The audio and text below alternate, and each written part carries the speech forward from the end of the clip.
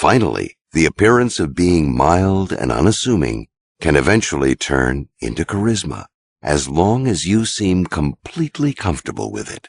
The source of Harry Truman's charisma, and even of Abraham Lincoln's, was to appear to be an everyman. Eloquence.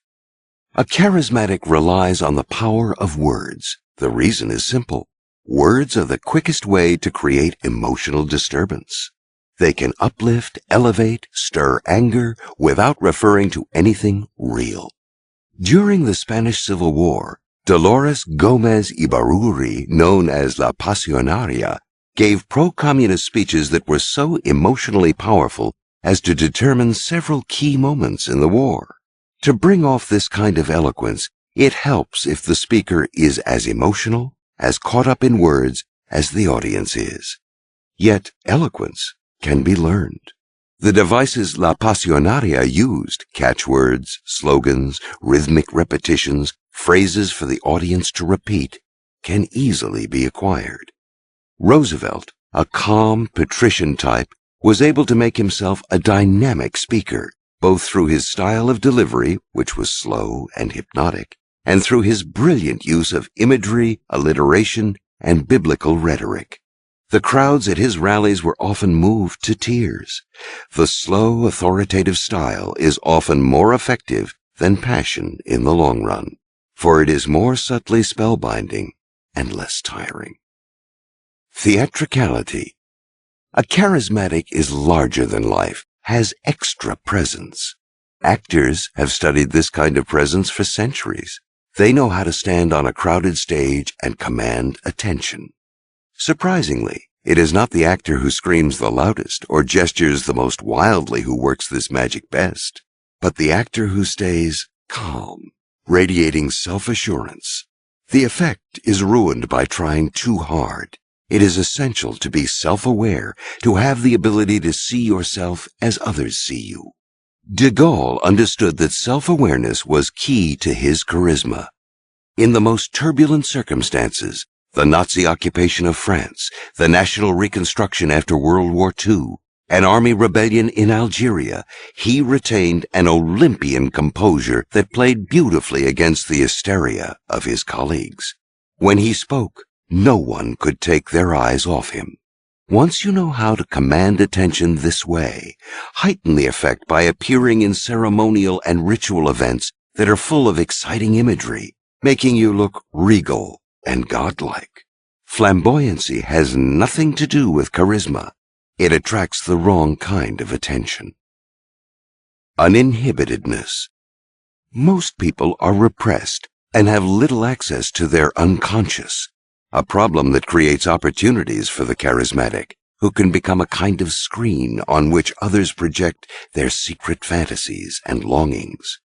You will first have to show that you are less inhibited than your audience, that you radiate a dangerous sexuality, have no fear of death, are delightfully spontaneous. Even a hint of these qualities will make people think you are more powerful than you are. In the 1850s, a Bohemian American actress, Ada Isaacs Menken, took the world by storm through her unbridled sexual energy and her fearlessness. She would appear on stage half-naked, performing death-defying acts. Few women could dare such things in the Victorian period, and a rather mediocre actress became a figure of cult-like adoration.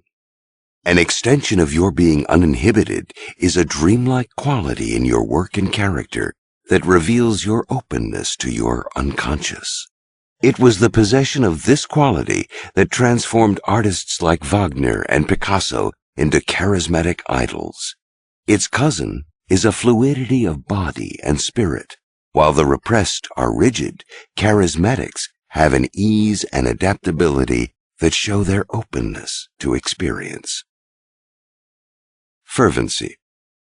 You need to believe in something, and to believe in it strongly enough for it to animate all your gestures and make your eyes light up. This cannot be faked. Politicians inevitably lie to the public. What distinguishes charismatics is that they believe their own lies, which makes them that much more believable. A prerequisite for fiery belief is some great cause to rally around, a crusade. Become the rallying point for people's discontent and show that you share none of the doubts that plague normal humans. In 1490, the Florentine Girolamo Savonarola railed at the immorality of the Pope and the Catholic Church. Claiming to be divinely inspired, he became so animated during his sermons that hysteria would sweep the crowd. Savonarola developed such a following that he briefly took over the city until a pope had him captured and burned at the stake. People believed in him because of the depth of his conviction. His example has more relevance today than ever. People are more and more isolated and long for communal experience. Let your own fervent and contagious faith in virtually anything give them something to believe in. Vulnerability. Charismatics display a need for love and affection. They are open to their audience and, in fact, feed off its energy. The audience, in turn, is electrified by the charismatic, the current increasing as it passes back and forth. This vulnerable side to charisma softens the self-confident side, which can seem fanatical and frightening. Since charisma involves feelings akin to love, you in turn must reveal your love for your followers. This was a key component to the charisma that Marilyn Monroe radiated on camera.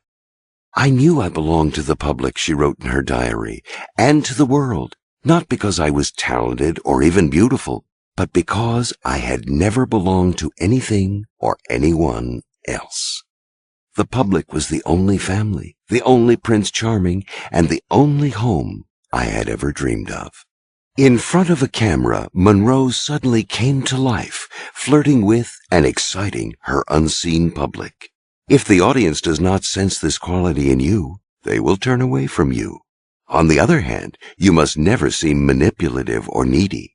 Imagine your public as a single person whom you are trying to seduce. Nothing is more seductive to people than the feeling that they are desired. Adventurousness. Charismatics are unconventional. They have an air of adventure and risk that attracts the bored.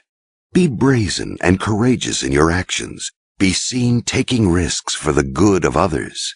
Napoleon made sure his soldiers saw him at the cannons in battle. Lenin walked openly on the streets despite the death threats he had received. Charismatics thrive in troubled waters. A crisis situation allows them to flaunt their daring, which enhances their aura. John F. Kennedy came to life in dealing with the Cuban Missile Crisis. Charles de Gaulle when he confronted rebellion in Algeria. They needed these problems to seem charismatic, and in fact, some have even accused them of stirring up situations. Kennedy through his brinkmanship style of diplomacy, for instance, that played to their love of adventure. Show heroism to give yourself a charisma that will last you a lifetime. Conversely, the slightest sign of cowardice or timidity will ruin whatever charisma you had. Magnetism. If any physical attribute is crucial in seduction, it is the eyes. They reveal excitement, tension, detachment without a word being spoken. Indirect communication is critical in seduction and also in charisma. The demeanor of charismatics may be poised and calm, but their eyes are magnetic. They have a piercing gaze that disturbs their target's emotions, exerting force without words or action. Fidel Castro's aggressive gaze can reduce his opponents to silence. When Benito Mussolini was challenged, he would roll his eyes, showing the whites in a way that frightened people. President Sukarno of Indonesia had a gaze that seemed as if it could have read thoughts.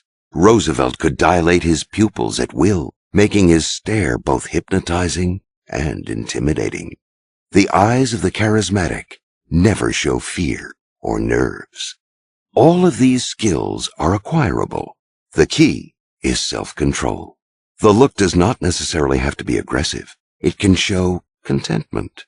Remember, your eyes can emanate charisma, but they can also give you away as a faker.